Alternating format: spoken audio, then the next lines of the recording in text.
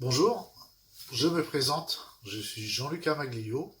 J'écris des théories de pensée sur notre univers que j'ai nommées Théorie J'y ai là. Ma dernière théorie que je compte vous proposer est une remise en cause de l'âge de l'univers, c'est-à-dire ces 13,8 milliards d'années qu'on lui donne. Alors pour calculer cet âge, il a fallu bien sûr un début.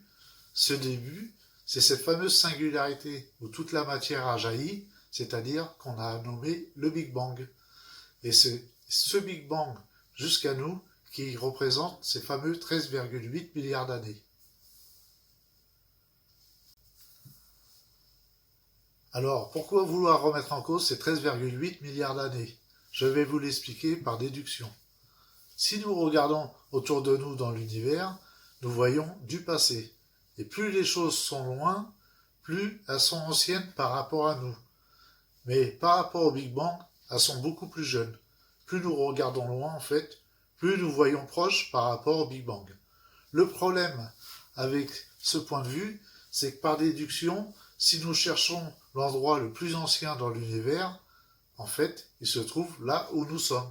C'est-à-dire là où nous regardons est le point zéro le plus éloigné du Big Bang.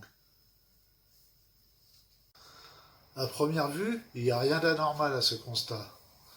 Sauf que si on réfléchit bien, cette situation nous oblige à être les plus jeunes dans l'univers. Et c'est cette situation qui nous paraît bizarre.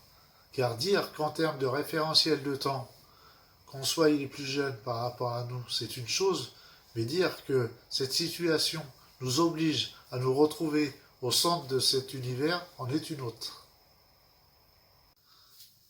Cela est un peu prétentieux d'imaginer que nous sommes les plus jeunes dans l'univers, alors qu'il suffirait d'enlever notre référentiel de temps pour s'apercevoir que rien n'empêche l'univers d'être plus ancien que cette fameuse 13,8 milliards d'années. Pour comprendre, il faut imaginer que tout ce qui nous entoure a un référentiel de temps. Tout ce qu'on voit autour de nous a son propre référentiel.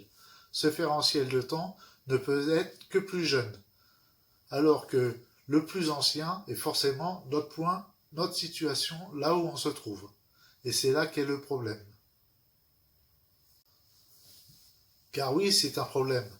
Car cette situation nous donne l'impression que nous regardons un film, le film de l'univers qui se déroule, et nous serons au premier rang pour regarder ce film, car tout ce qui se trouve autour de nous est du passé.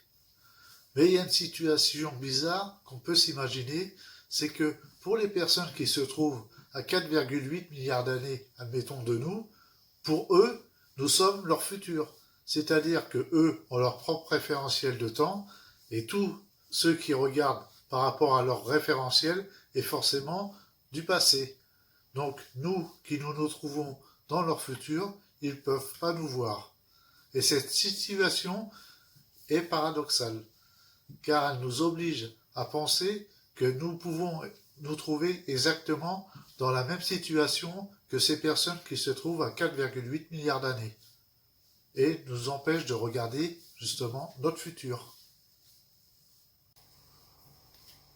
Alors oui, pour ceux qui se trouvent à 4,8 milliards d'années, l'univers à 9 milliards d'années, mais pour nous, il a bien, avec notre propre référentiel de temps, 13,8 milliards d'années.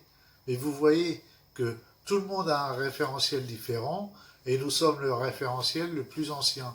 Alors quel âge a réellement l'univers? Le problème, c'est qu'il nous est impossible de le savoir pour l'instant. Nous sommes bloqués par notre propre référentiel de temps.